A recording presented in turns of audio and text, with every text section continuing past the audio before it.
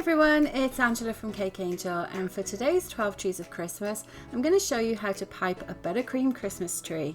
Now to start with, we're going to make ourselves a star for the top of the tree with some fondant. Now this is the marshmallow fondant that I shared recently. I'm going to pop the recipe up the top so you can make your own if you want to. And we're just going to take a little bit of that. I'm going to warm it up in my hands just to help make it more pliable. I want to make it nice and smooth as well.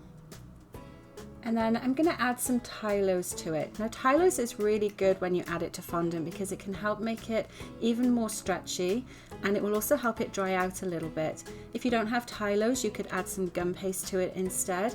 I'm just going to add a little pinch of that, and then I'm going to start to knead it into the fondant. And the reason I'm doing that is because of the star that we make, we want it to hold its shape a little bit so it'll stand nicely on the top of the tree. So again, I'm just going to fold that in. It's going to help take away some of that stickiness of the marshmallow fondant as well. You want to make sure that it's all fully combined and ready to go so you can actually use it in the mold.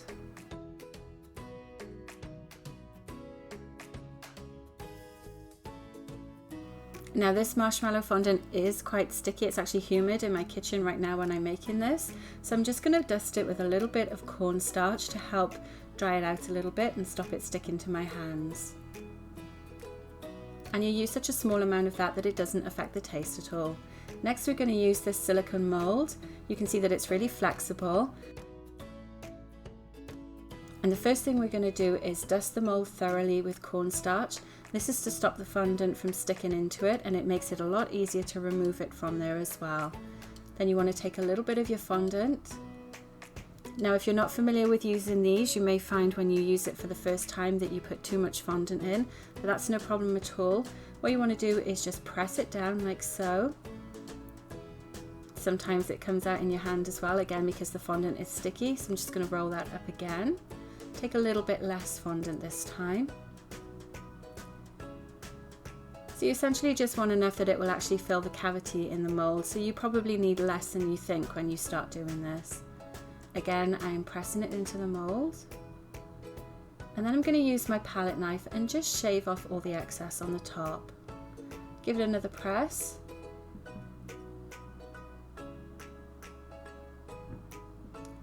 And this is the magic bit. So what you're going to do is take that mold and actually bend it away to try and prise out that fondant. Now sometimes they come out easily, sometimes you have to work at it a little bit. So you just want to be careful, and of course if it damages when you do this, you just roll it up and do it again. Okay, so that's our first one done. I'm going to set that aside. So with the Tipless, it will start to dry fairly quickly. It is a really small piece of fondant, so it's going to dry out nicely for us. Every time you add more fondant to the mold, make sure you always redust it as well.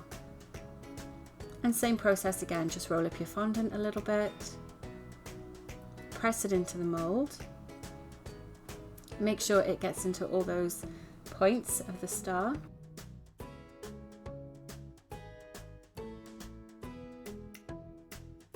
Give it a good press again, and then we're going to bend that mold to remove it. Now this one's a little bit trickier, it's stuck a little, so I'm just going to use a modeling tool to prise it out. And there we go, that's our second one done. And then I'm going to just make one more, so we'll get this bit sped up.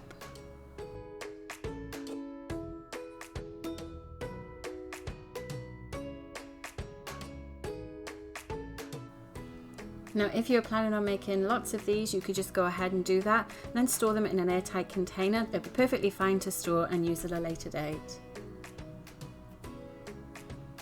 Okay, so that's done. We're going to clear all this away and move on to the next stage.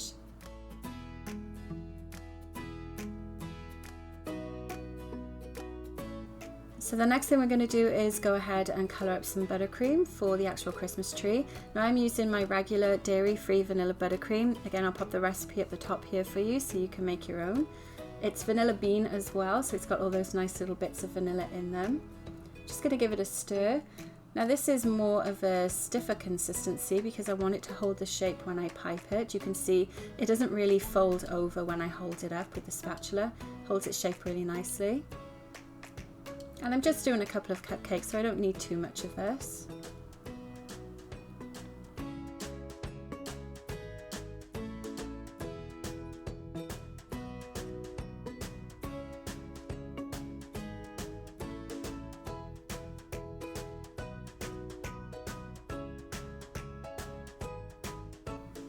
Next I'm going to add my food colouring. I'm going to use a liquid gel for this so I can just squeeze a drop of it into the buttercream. I find these are a lot easier than the kind that you have where you have to use a toothpick to remove the colour. So just one squeeze and then give it a really good stir. Now you want to make sure that you combine this fully, unless of course you want a marbled effect to your buttercream, but for this we want a solid colour. This is a forest green, which will go a lot darker, but if you just add one drop as we did here, then it makes a really nice pastel green.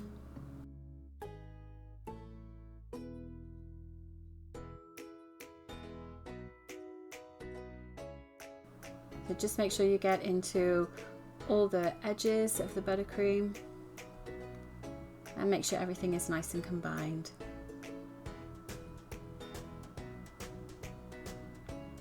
Okay, great. Next thing we're going to do is bag that up so that we can pipe. So I always like to use a mason jar or a mug, whatever I have close by, to help me fill my bag. This is so that I don't get icing all over me and it ends up in the bag. I'm using a 1M tip, which is a large star tip. And this is going to give us that nice swirl effect on the Christmas tree. So you just want to pop it down into the bag. The widest end obviously at the top. Fold the bag over the mason jar, and then you just want to scoop your icing in.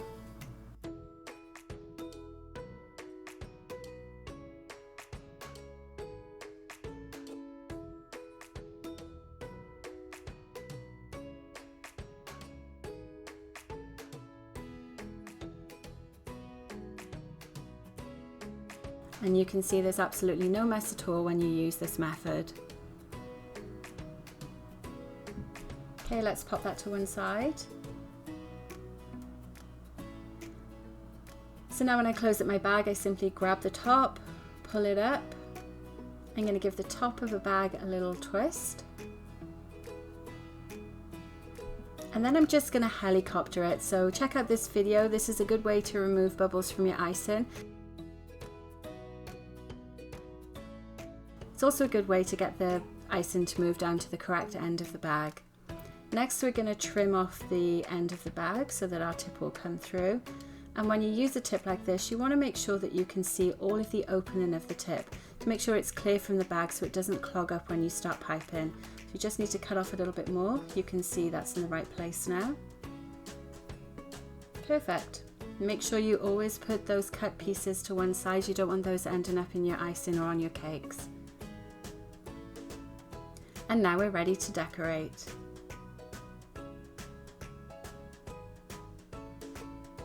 So the key when you're using your 1M is you want to hold it above the surface of the cupcake, start squeezing, and then just use a twisting motion and build up and up into the center. And you can see how easy and quick that was. That took no time at all. Let's go ahead and do our second one. So you go from the outside, you squeeze, keep that pressure nice and even. We're going to do a little shorter one this time because I don't have quite enough icing to build it up. And then you want to do that little pull at the end when you're done and it gives you that nice peak. Perfect little trees.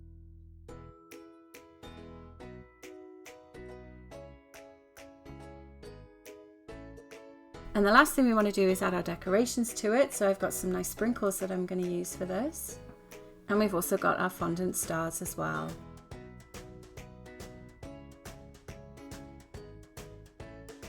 So when I add sprinkles to cupcakes, I like to put them on a tray as that will catch all the excess sprinkles, and then you can reuse them again, which is really good. You just want to pick up some sprinkles and add them on to the cupcake. You can do this more precisely with tweezers if you like. I just like a really random effect where I just kind of sprinkle them on top. Add as much or as little as you like.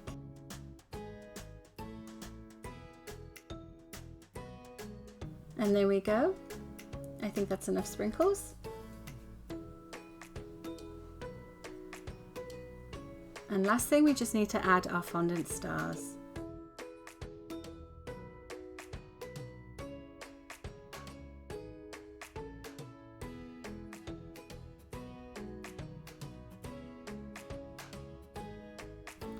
So remember that we dusted the mold when we created the star, so you just want to use a dry brush and brush off all that excess cornstarch.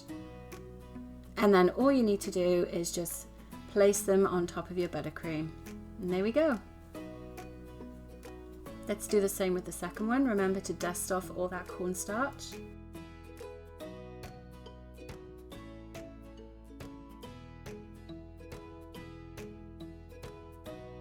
Really nice, simple buttercream Christmas trees. Hope you've enjoyed that tutorial. Don't forget to like the video and subscribe to my channel. And I'll see you on the next 12 Trees of Christmas. Thanks for watching.